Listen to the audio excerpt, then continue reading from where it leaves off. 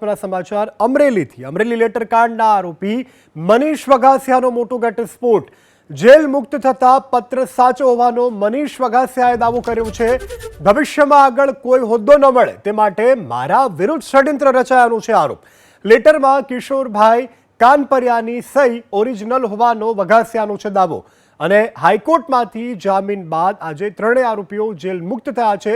Jail મુક્ત થતાની સાથે જ મનીષ વઘાસિયાએ કર્યો છે આ મોટો દાવો। लेटर पेड ओरिजिनल से सही सिक्का ओरिजिनल से लेटर पेड में सही जे छे किशोरभाई कानपरियानी ओरिजिनल सही है एनो एफएसएल तपास करावो।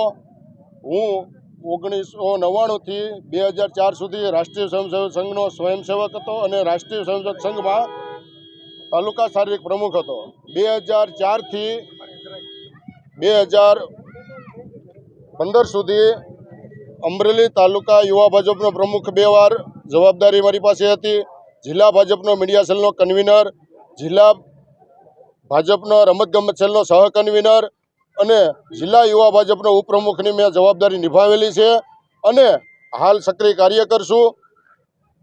મને ભવિષ્યમાં કોઈ યોગ્ય પદ મળે નહીં એ માટે ષડયંત્ર રચેલ છે અને મારી ઉપર ખોટો આરોપ મૂકેલ છે અને મને ખોટો આરોપી બનાવેલ છે।